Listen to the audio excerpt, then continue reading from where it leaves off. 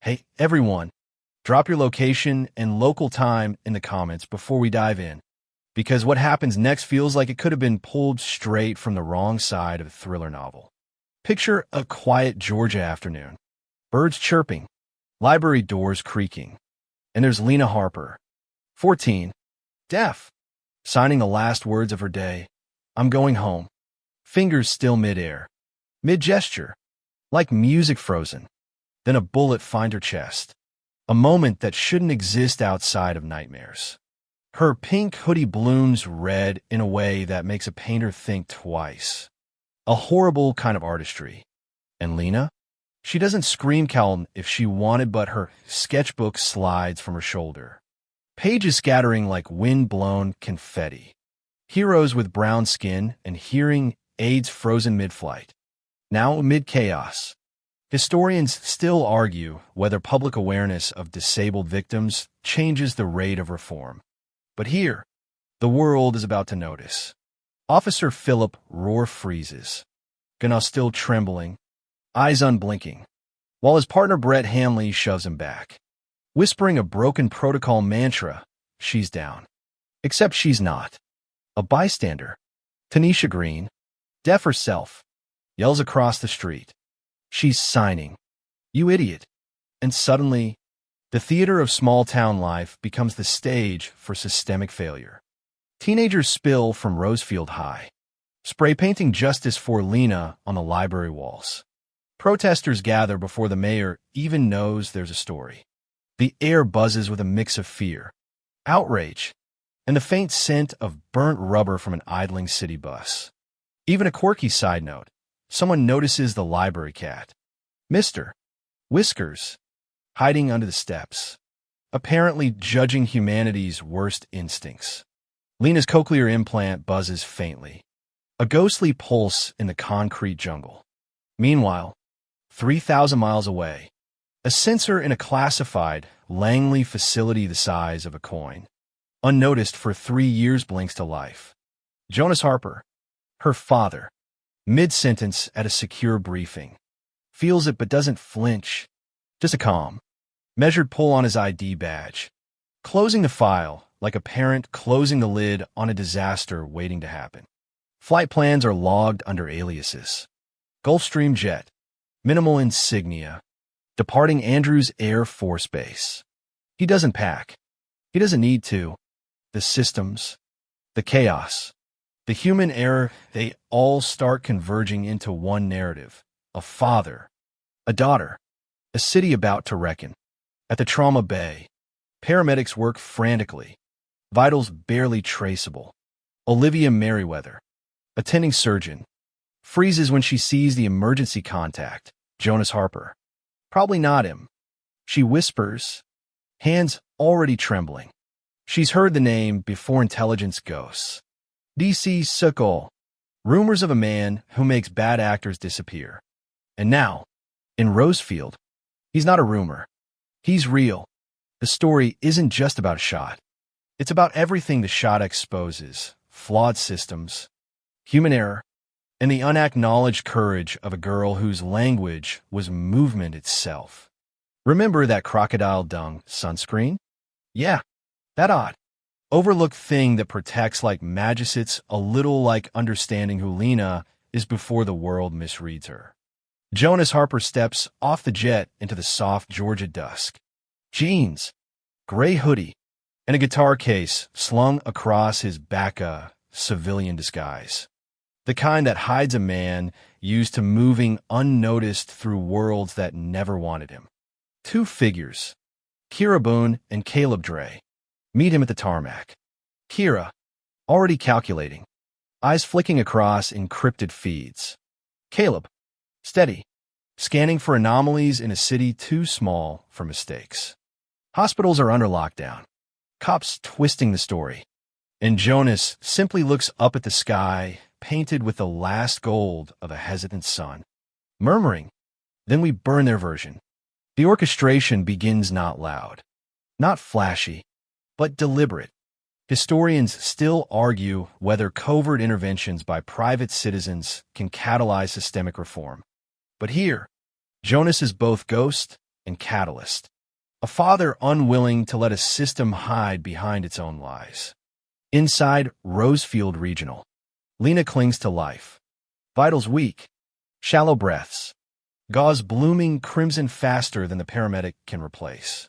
Her fingers twitch on the gurney, signaling. Alive and away machines can barely interpret.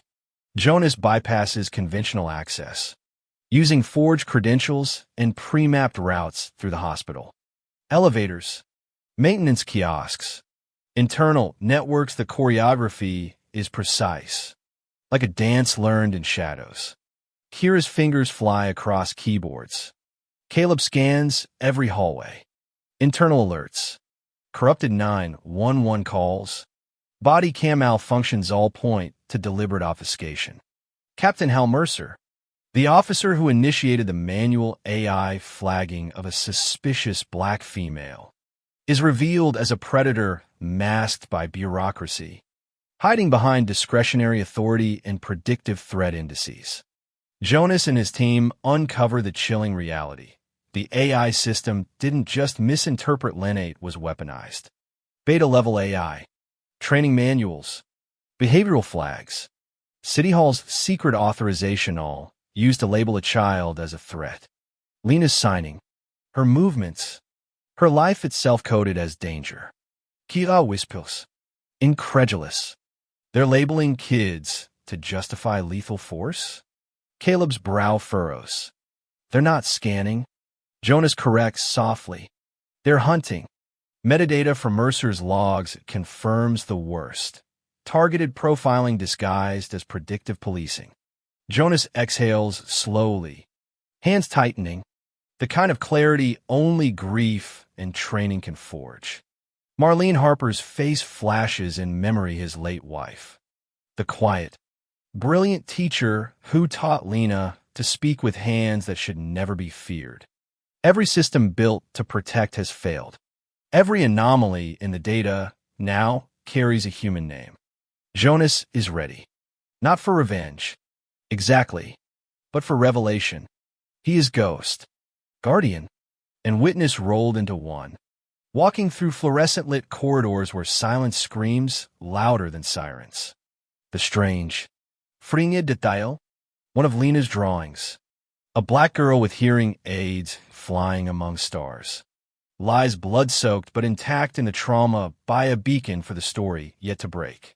As Kira infiltrates the precinct's network, internal threads, emails, and audio emerge, officers conspiring, i.e. flag de misuzid, the mayor's hand in covert deployment. Every keystroke, every deleted file, a breadcrumb to the truth. The city's quiet hum becomes a stage for Jonas' intervention.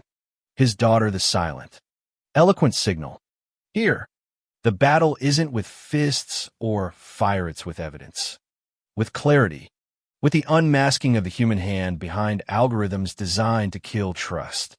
And Jonas, in his hoodie and jeans, orchestrates the reveal like a maestro conducting a symphony the world isn't yet ready to hear. By midnight, the story pivots from secret surveillance to public reckoning.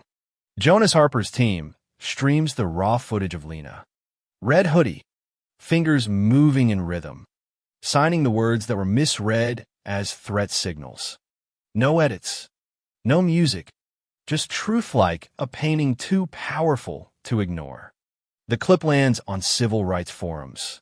Encrypted backups. One trusted journalist. And within minutes, the hashtag "hands are not weapons" explodes across social media. The world watches a child targeted for speaking in the only language she knows. A city realizing that silence doesn't equate to compliance. Teens in hoodies, grandmothers clutching rosaries, mothers pushing strollers, all stand still in protest. Stillness louder than sirens. Even fringe observers note the oddity. A school principal faintly adjusts a crooked tie, realizing they've been complicit in mislabeling innocence. Historians still argue whether viral awareness can precipitate systemic change. But in Rosefield, it's happening in real time. Jonas doesn't step into the limelight. He walks the edges, monitors the city's heartbeat, orchestrating evidence drops, internal police communications, logs, emails showing discretionary deployment without oversight. Major Belinbrook, Chief Hole, and Fortis defense contractors suddenly find themselves on the defensive, scrambling, arrested under federal supervision, facing civil rights charges and widespread scrutiny. Meanwhile, Lena's heart monitor beeps, steady alive, resilient in her hands. Though scarred, continue to move with purpose. The narrative transcends prosecution. It becomes a platform. Harper Code, a digital safe space where parents of disabled children share stories of targeting, profiling, and systemic negligence. Submissions flood in, verified, anonymized, forming a nationwide tapestry of resilience and exposure. The courtroom, a theater of justice now infused with symbolism, fills with tension. Lena wheels in, upright, unshakable. Officer Roar, pale, shrunken, faces the consequences of his actions. Body cam and internal logs displayed for all to see. The prosecution lays bare the algorithmic justification for violence. Ai misapplied, humans complicit. Lena raises her whiteboard. I will not die in silence. The moment reverberatesno gavels. No announcements, just collective acknowledgement. Verdicts, guilty on all counts. Sweeping reform discussions ignite in multiple states. But the deeper transformation comes quietly. Schools institute ASL programs. Parents and children learn new ways to communicate. Social media amplifies awareness. And the simple act of signing becomes a powerful assertion of humanity. Jonas and Lena don't seek fame. They reclaim narrative, reshape policy, and remind the nation that the human signal the body. The hands. The story is never to be disregarded. By sunrise, Rosefield pulses with new consciousness. Lena's red hoodie, her scarred shoulder, and the small, deliberate movements of her hands become icons of resistance. The federal government freezes AI deployments for review. Harper Code grows into a nationwide resource. Not viral, but necessary. Catalyzing change through lived truth. Children with disabilities, historically silenced, find voice. Parents find guidance. Policymakers face accountability. Lena's story, her silent. Persistent insistence on being seen ignites cultural and systemic reflection. The algorithm was the glove. Jonas notes, the human hand always orchestrated its use.